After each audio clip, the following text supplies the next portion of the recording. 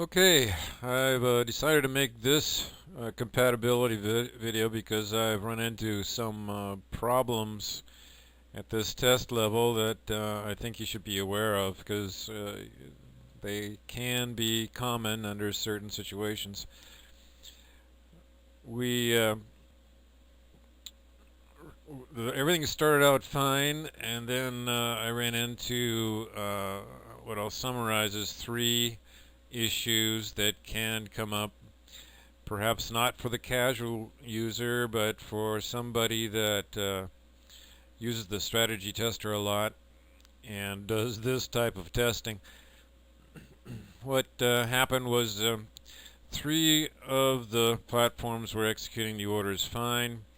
Three of them went into an order fill loop, and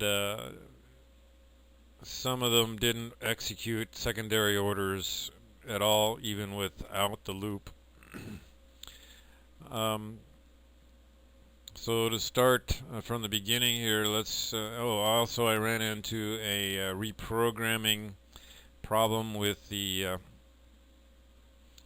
order set files, the ones that lock in settings on out of historic tests. To start with, we'll consider the order loop problem.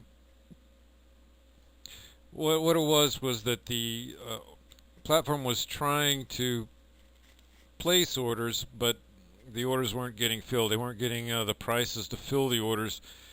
And what happens if, in that occasion, if you went to your journal, you'd see a streaming.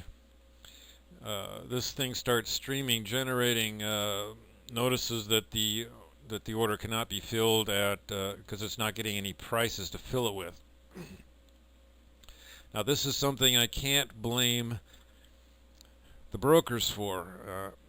It is something I'm quite certain happened because I have 33 expert advisors running on 33 platforms, and on top of that, I'm creating videos, editing videos, and uploading videos, which is taxing my processor to the limit, which detracts from the ability of the processor to deal with all these other programs, even getting it prices and executing the fills properly. So this is a processor server issue on my end. It is undoubtedly nothing to do with any broker server problems, and it's something you should be aware of as to things that you cause or do that cause problems, and what's really going on the other end.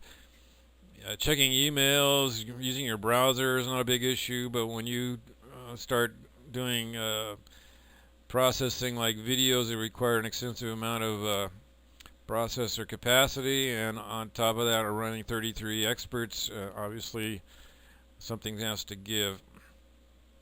Now, one of the reasons I'm quite certain of this is that the single expert results were so good. I mean, all the platforms executed properly. In fact, I want to show you this this is the data from the last trade placed by all the experts. You'll notice that that final trade was executed within 1 pip plus or minus of 92.05 on all of them. So they all executed exactly. They all executed exactly at the same time, except for these three. What this is saying over here is that there was a feed delay. On Light Forex, that feed delay went up to 9 minutes. The prices came through like all the other platforms, but at this particular time on Friday, there was a delay. And that delay may be because a lot of people were exiting out of the positions on Friday, and traffic was high, so the feed got delayed.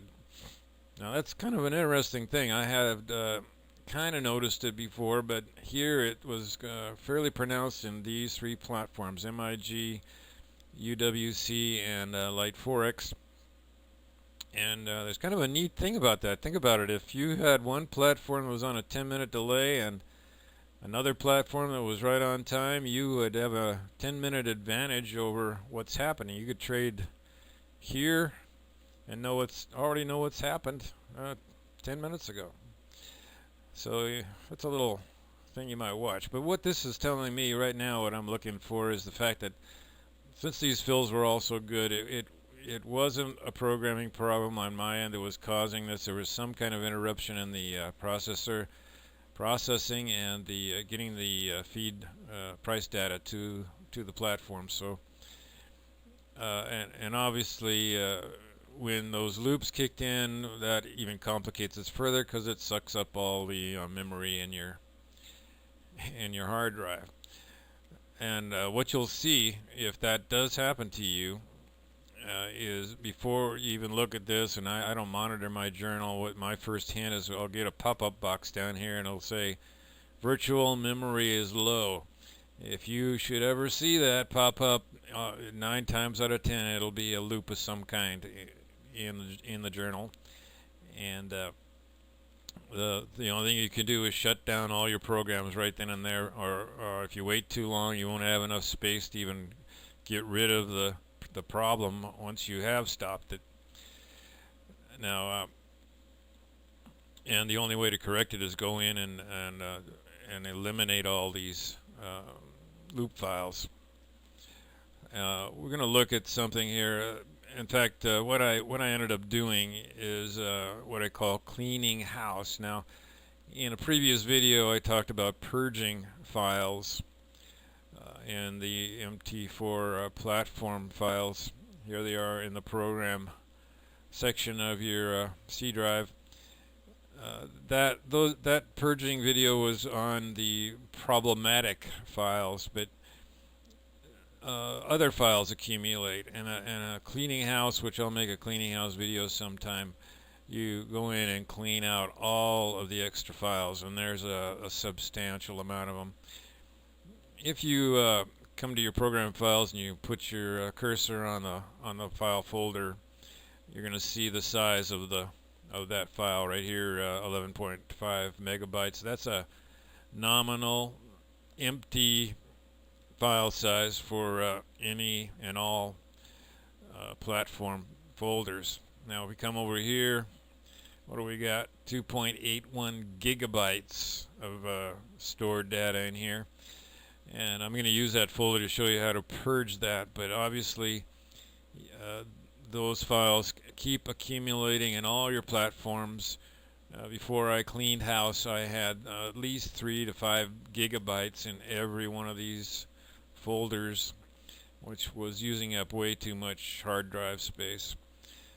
So that was the first thing I did, was purge all of my MetaTrader folders.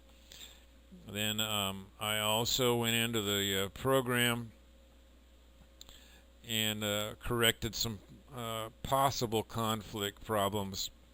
Concern is since we're running 3 different pairs, and we're running both batch profit taking and TPs and stop losses, sometimes there can be a conflict between these TPSLs and the batch profit taking mode. I'm not going to go into too much detail on that, but the way it was set up, we had